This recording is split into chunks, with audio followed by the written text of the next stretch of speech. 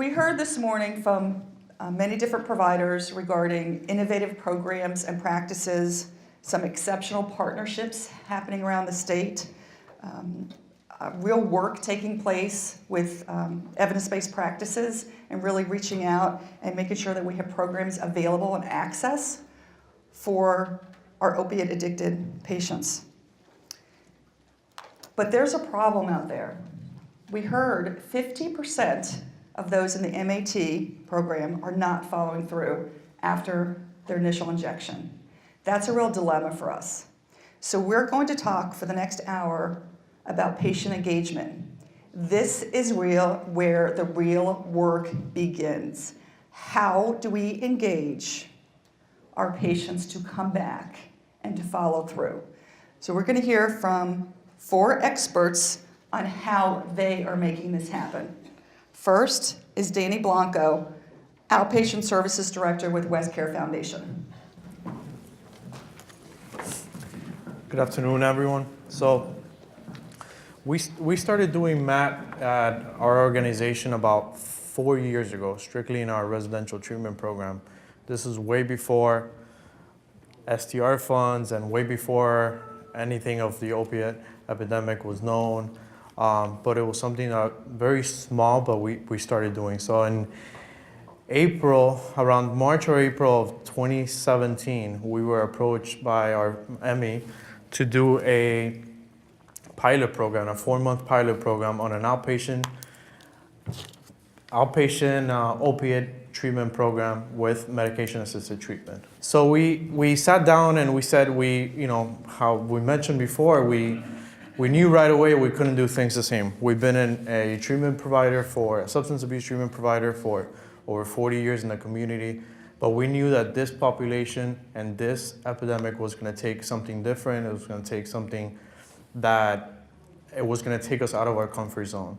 So we sat down and we developed a comprehensive outpatient program that we felt was going to target the population's need. It was going to meet them where they were. It was going to provide services for them in the home, out in the community, with comprehensive medical services, case management, peer services, and therapy, all combined out seeing your clients where they were. So I'll go over a few numbers briefly. So how we mentioned, we first went out in the community. We worked with our local hospitals, our needle exchange program, which is an amazing referral source for us. Our dependency drug court, our family courts, our child welfare system. We established relationships with all those community partners, and that right away immediately created the referrals into our program. The average age that we've seen for our clients has been 32 years old, and the majority of them have been between 25 and 35 years old. We've had anywhere from 18 to 57 years old. Now, we've seen an average use when they come in to us of 12 years. And what that's telling us is that these are not folks that started using yesterday. They are repeat users. They're probably folks that have been in treatment before several times, have been probably through hospital crisis. So these are folks that have been probably flagged by many organizations as maybe homeless population, and high users of the system. So as you can see, we've had the same breakdown across the state. 65% of our clients have been male to 35% female. We have 74% of our referrals have been from outpatient, either from needle exchange program, self-referrals, or just coming strictly from outpatient, meaning they've had no previous residential treatment before. They're just coming into outpatient. 25% of the referrals have been stepped down either from our own residential treatment program, or they've stepped down from other treatment providers in the community that don't necessarily provide MAT at an outpatient level. So in order for them to continue, they come to us for the medication-assisted treatment portion. We've had some engagement outcomes here, and I'll talk about it briefly. So we've served year-to-date 80 clients. That's from this fiscal year. Out of the 80 clients, we've had 37 of those discharges. Now, going back to the 50% disengagement rate, as you can see, 21 of those have been disengaged. What that means is they came in for an assessment, they had their psychosocial, they saw the doctor, they got the medication, they never came back, right? That tells us two things. We're having an engagement issue, right? It also tells us something else. Of the folks that do complete, as you can see,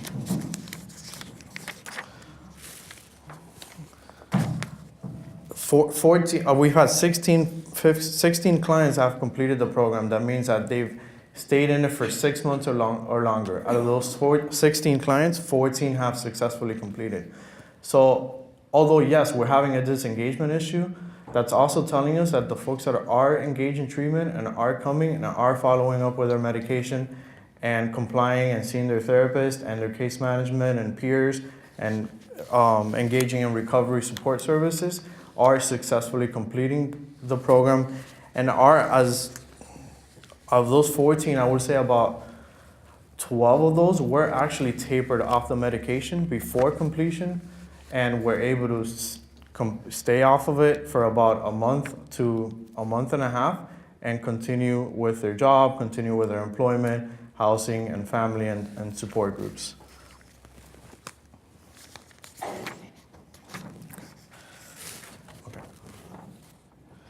So 71% of the clients that we have this year are still either enrolled in treatment or are still, or were successfully completed.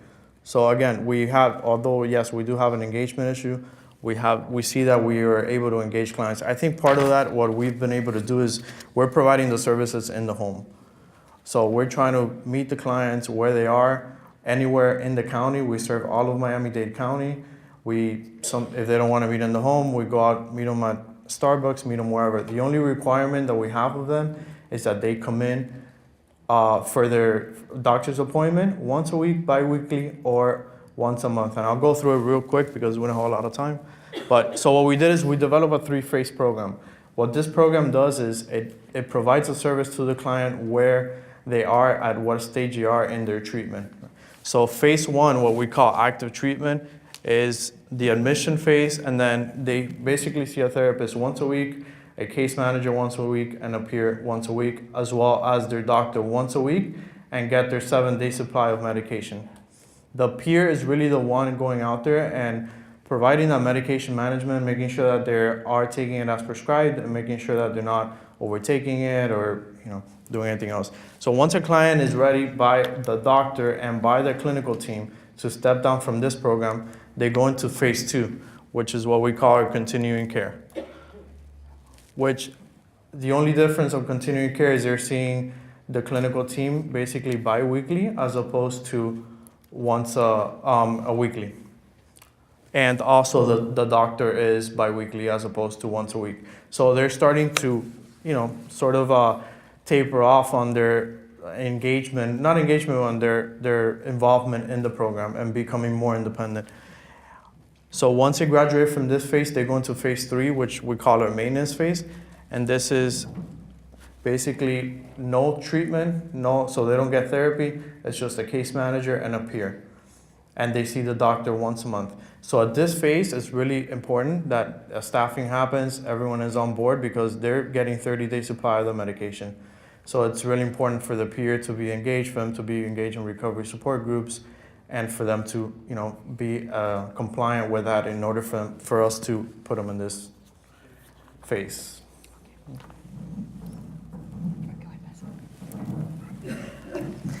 My name is Sarah Kim, and I am from Gateway Community Services in Jacksonville.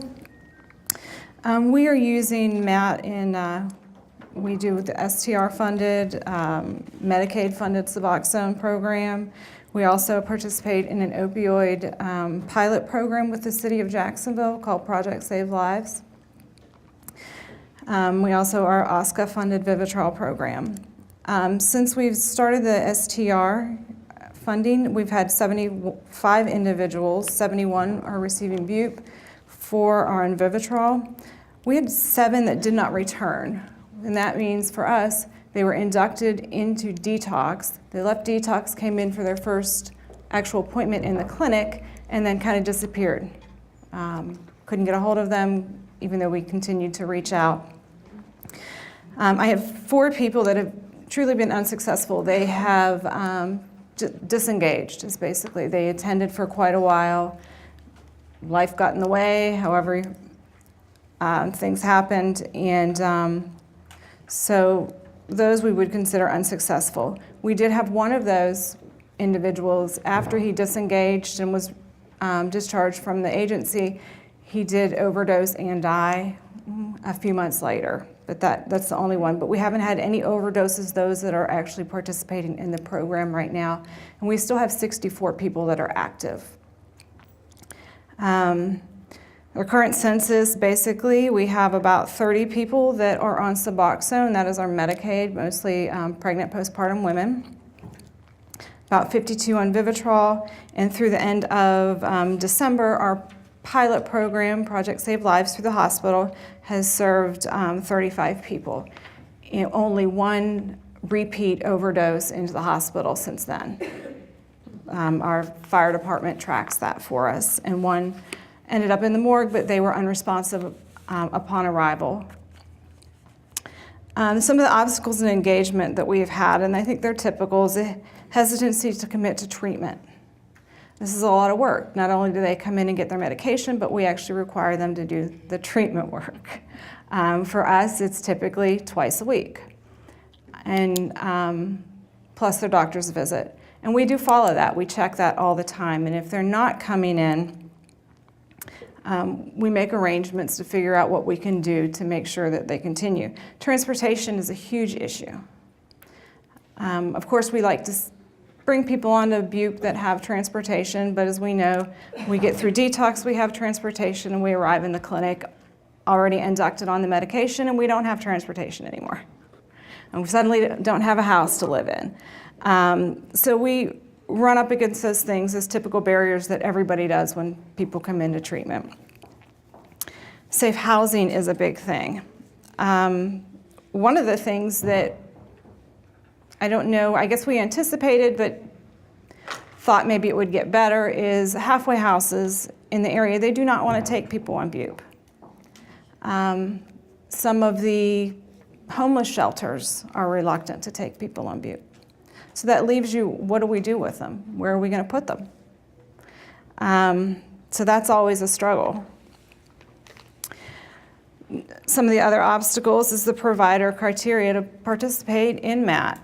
Like I said, you need to come to your visits, you need to attend your treatment, those things. And those are a lot of things to some people, and we struggle to get them to engage with that.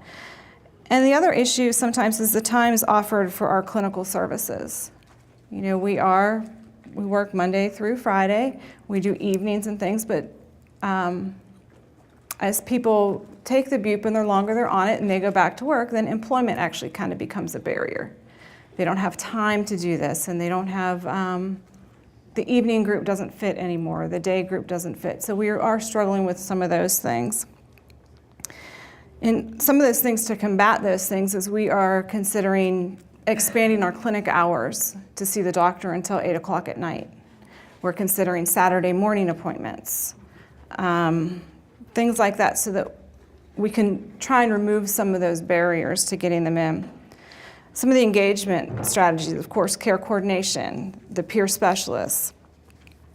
We use a lot of electronic communication, as in texting. We text all the time. Sometimes it's just as much, all it is a Merry Christmas, hope you have a good weekend, let's hope to see you in group next week. You know, after they come in for their first visit, we try and follow up, you know, immediately with a text. It was good meeting you today. We'll see you in 3 days when you come back for your next dose. We also recently added a counselor to our clinic, our MAP program. Yes, we have the treatment that they go to with their normal counselor, but for those that we are really struggling to engage, that they're not going to group and they've got a million excuses, but we don't want to take them off medication, it's dangerous. So we don't want to do that. We don't want to be hasty. So we have a counselor that we call on, and she comes in and does individual sessions. on an as-needed basis. Some people are, because of their work schedule, they end up working their treatment plan and do their outpatient with, on an individual basis. So we try and figure out what is going to work, what kind of accommodations that we can make. Because we don't want to turn anybody away when they come in. And one of our requirements, of course, is that you receive the treatment. So that's what we make sure that we have somebody available then to do that with them. And that has helped a lot. Okay? That's fine. And also, could you introduce yourself to everybody? Yeah, I'm Dustin Perry. I'm with Lakeview in Pensacola. How we got clients is kind of the way that I took this is we hit the marketing. As soon as Governor Scott announced the $27 million, we did a newspaper article. We went on the local media, and we didn't sell medication-assisted treatment. We sold hope. We sold that there is a way out of this, a way to get help, a way to get hope. We consistently send that message. I am fortunate that I work in Building H, and when I tell clients, it's Building H for hope. So we're consistently going on this message that we have an outlet for you. This isn't something that you're going to be on forever. We've got a single point of access, who happens to be me as well. So the clients all funnel through one place. They don't talk to one person in one building, another person in another department. It's all funneled to one person so they know what they're going to do next. There's a consistency there that they know what to expect.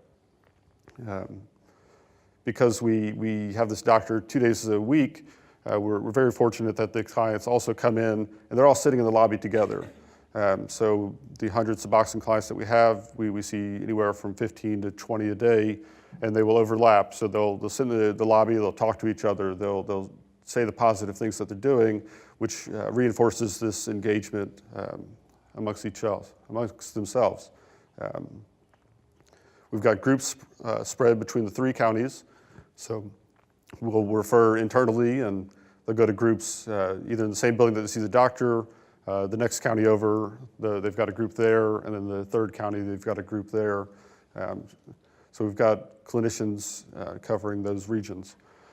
For our Vivitrol program, they come in once a month, and they all sit in a room waiting on the nurse. The nurse pumps out the injections pretty rapidly, but they continue to sit there and they talk to each other. They say, this is what my kid was doing last week.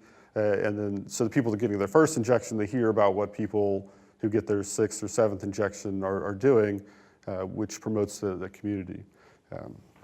She just mentioned that the halfway houses aren't bringing in people with buprenorphine. The 12-step community is not bringing them in either. 12-step communities, they don't bring in methadone clients. They don't bring in and support Suboxone clients. They will support the Vivitrol because it's the blocker and not the replacement as the community feels. So by developing the community within our programs, I think it's very helpful because they're not welcome in the other recovery communities. The texting is big. Texting is really big. Clients, I imagine that my phone right now has 4 or 5 texts this morning and multiple phone calls, and they love it. They love to be able to text to say I'm running late to my appointment, or I've got this issue. So I think that's big on the engagement. So when we look for which clients we're going to engage in which medication, Vivitrol, I think in the community is not considered medication-assisted treatment. It's not. So abstinence clients, they look at this as a medication to help with abstinence. So we typically look for clients that are engaged in abstinence-based therapy, whether it's the residential programs, and we'll look at the injection before they leave, or maybe the drug court programs where they're constantly involved. But they've been established for a period of time, so they have that foundation. Usually methadone or the buprenorphine will fill that itch. So we'll get them started with the doctor and the medicine prior to engaging in the therapeutic services, which has helped us engage them as well. I think often if we do the therapeutic services first, that those clients disengage prior to seeing the doctor because they have to fill that itch. I don't know the 7 minutes, but that's all I have. Okay. So, yeah. Hello, everybody. Good afternoon. My name is Mike Osborn. I'm the Clinical Director of Operation PAR. I gave this a lot of thought. My background for the last 9 years, I started out as a counselor at Operation PAR. I went and got my master's in counseling and psychology. I was a clinical supervisor and now the good fortune of being a clinical director. I've been able to see what works and what doesn't work in engaging in clients and keeping them in treatment. I can tell you it's not as simple as if they are discharged or if they leave or they didn't engage, it's not as simple as they don't want to. I think if they could, that they would. So I look to see what we can change, and that is our interaction between our staff and our clients. I've seen this shift in culture. I personally came from an abstinence base when I started in 2009, working with this population, and saw that the reason I didn't retain or work with more clients effectively is because I didn't have enough tools. I didn't know about motivational interviewing. Since my employment start in this past 9 years, I've learned a lot, and I've shared that with the clinical supervisors.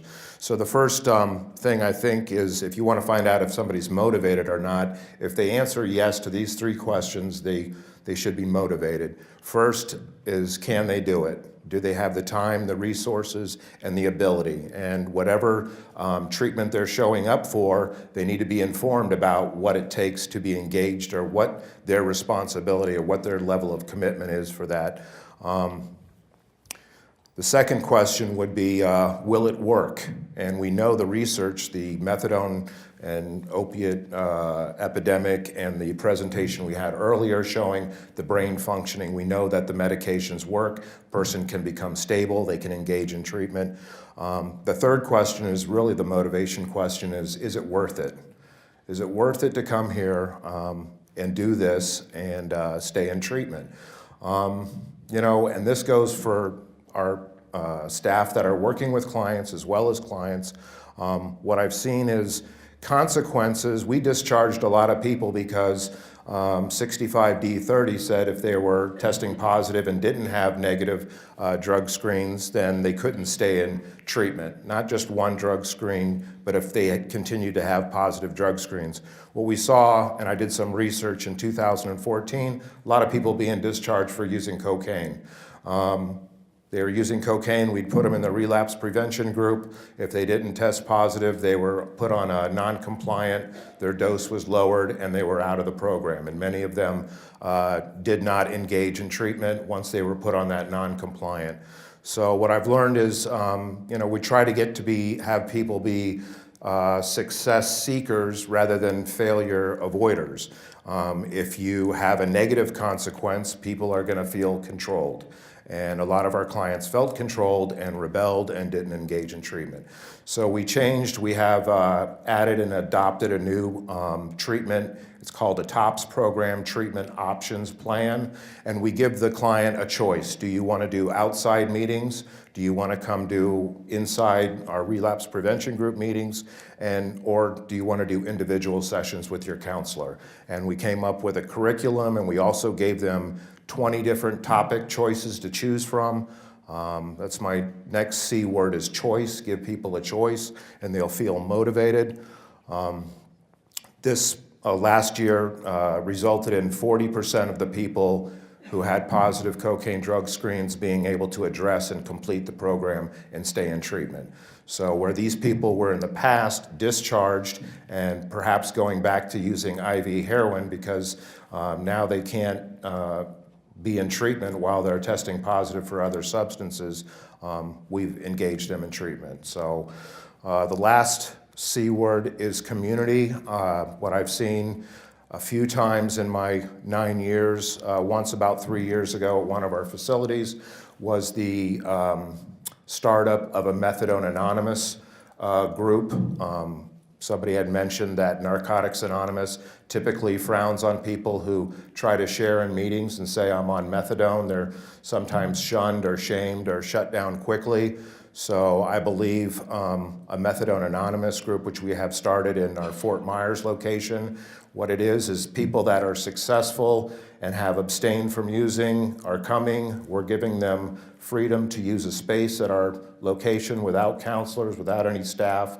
Obviously, this is during work hours, so there are staff outside the door, but we're giving them a forum to meet and share, and people that are successful and have not used opiates and have made positive changes in their lives are now sharing with people that are struggling. This is some shift that I've seen that I think can really work. A few other things that we've done is we've hired a case manager, and this case manager at each location is very familiar with all the community resources.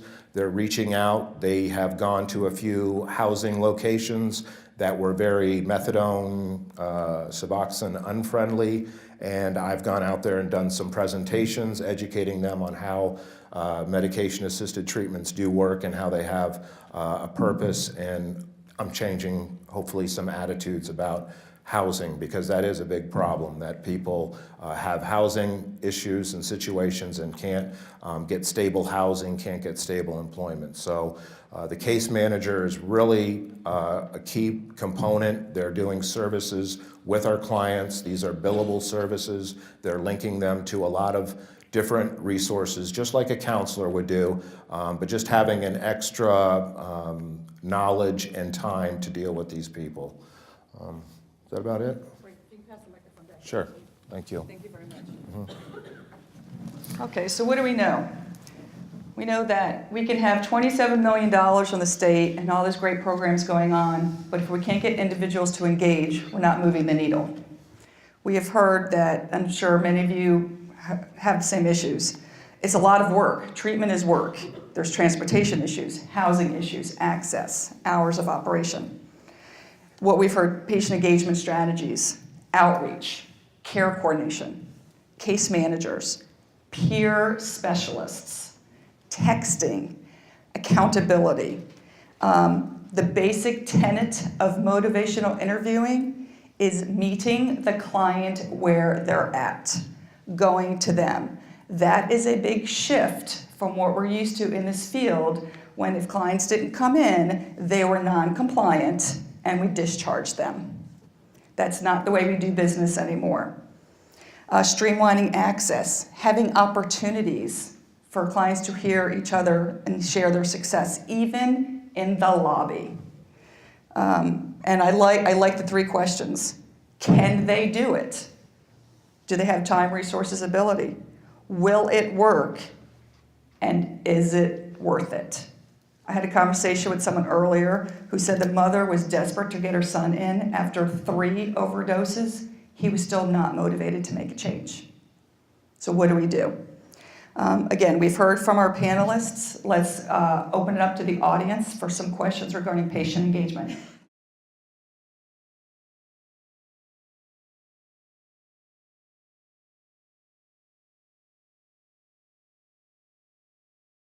The old way of thinking was they're testing positive, with the doctor, program physician would decrease their dose in a way to motivate them, get their attention. It didn't typically work. As long as they're engaged in treatment, as long as they're showing up for their individual sessions, as long as they're doing something, they can test positive and stay in treatment. So that's a shift from what I think what most of us are used to. I see a lot of people shaking their heads. We're not going to kick people out of treatment just because they're testing positive anymore.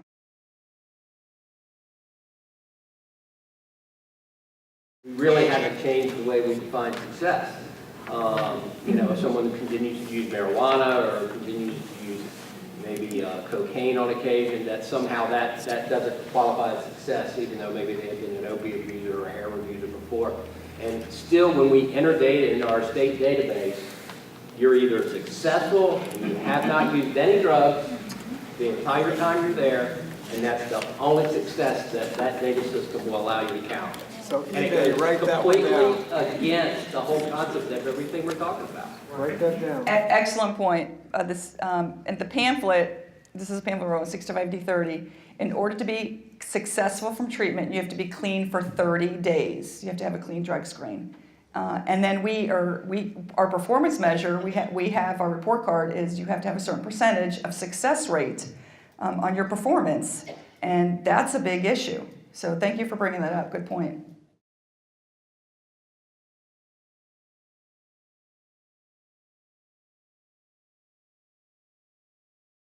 Our MAT doctor does a psychiatric evaluation at admission and then the follow-up medication management throughout. He does both. Yep. Yeah. Our MAT doctor does, follows the medication management at the site as well as takes care of, like I said, the BUP. Anybody? Our doctor will do minor, so depression or anxiety, he'll work on those, but maybe major issues that take a while to be treated, or he'll refer to a specialist on site as well. We've integrated co-occurring, one of our programs in Clearwater has the MAPS clinic downstairs, and then upstairs there's a separate program where they can get up to 3 hours a week of individual and group counseling, as well as med management from our program physician. A different program physician than is downstairs. The medical director of Operation PAR is the doctor that prescribes the mental health prescriptions. What kind of numbers is it? We have I think we currently have about 30 of our 600 patients, or 700 patients in Clearwater, 700 or 800, and of that, there's about 30 people that are showing up for this program upstairs and taking advantage of extra counseling, extra treatment, med management on Mondays, and it's going quite well. There's never a shortage. Our other programs are referring out to local communities, Centerstone, and whoever the mental health provider is in the area. And just for what it's worth, my psychiatrist and nurse practitioner prescribe both the psychotropic meds and the MAT meds. All right, so just to recap for everybody, these are some strategies that are working. Outreach, in-home services, peers. The peers are in the hospital, screening, following through. Texting, lots and lots of texting, and positive marketing and media and a message of hope, and really looking at motivational interviewing and enhancement, and is it worth it, will it work, and how can you do it? So thank you, everyone.